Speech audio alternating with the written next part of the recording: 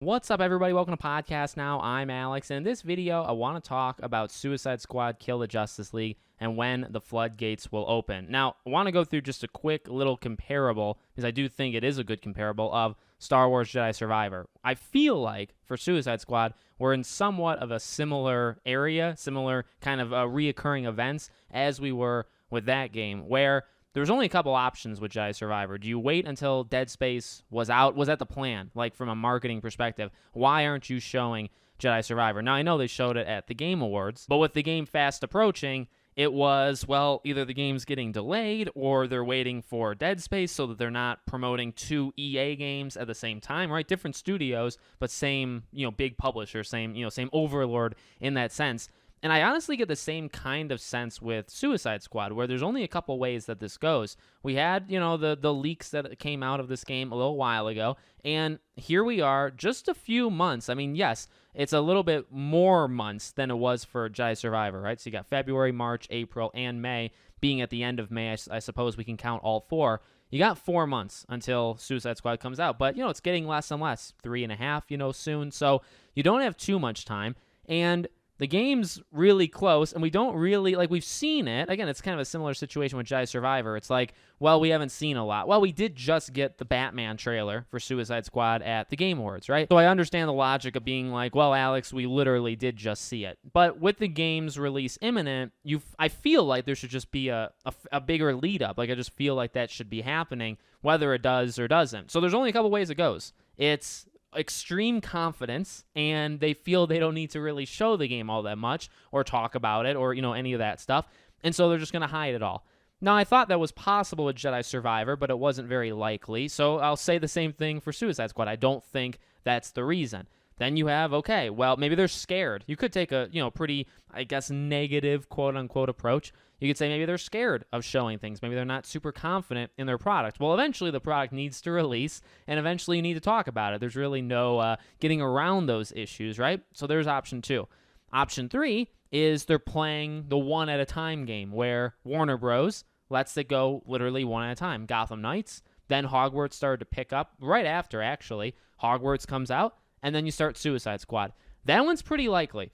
And the reason why I would actually side with that maybe more than anything else, well, number one, I don't want Suicide Squad to get delayed, right? So I'm going to kind of be biased towards a more positive reasoning. But number two, we did just get that. There was a clear feeling, at least from me, that Hogwarts purposely took a back seat in the week leading up to Gotham Knights, the week Gotham Knights came out, and maybe the week after. It seemed like that. Now, maybe that was just me. Maybe I saw something nobody else did. But I really got the sense that probably an initiative from somebody up top saying, hey, we go one at a time. We don't need Hogwarts taking all of the press. We want Gotham Knights. It's not the same studio, but again, we're trying to go one Warner Bros. Project at a time. So I think that's what they did. So I do think that makes sense. Again, why would you, the whole world right now, for better or worse, is talking about Hogwarts Legacy. If you start talking about Suicide Squad, I just don't think that makes a mark. I think if you do Suicide Squad in 2 weeks from now, that will start to make a mark. You know what I mean? So there's that option. And I think that's the most likely reason for what I just said. And then there's the fourth, and it's the delay. This one's possible too, okay, the delay. I obviously don't want it to happen, but it is 2023. Lots of games get delayed. I would say, every game gets delayed at least once. I mean, that's not true in general, but technically, hasn't this game already been delayed, right? Because it was supposed to come out in 2022, and now we're into 2023. So it wouldn't shock me. It would, I wouldn't love it. But it's the same thing I would always say for pretty much any game. If you delay it, it is what it is. You're going to get a better product at the end of the day. Like all those, all those words that I really do mean, right? I don't want a broken product, so take the time that you need. With that being said, when do you delay it to? June? June's packed. May is packed as well, so really there's no winning there. July, games, do they really release in July? Only a few, I'd say a handful every year.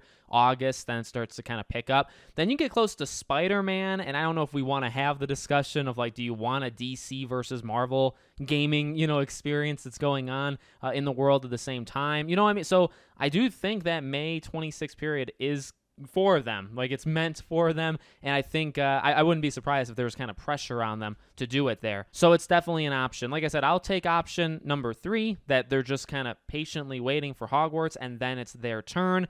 but it could very easily be the delay. And again, this feels very similar to Jedi Survivor, and we all saw how that went. And I don't want it to be the same thing here, but it absolutely could. So let me know what you guys think in the comments. Make sure you guys are subscribed, bell icon turned on, and I hope to see you all on the next one.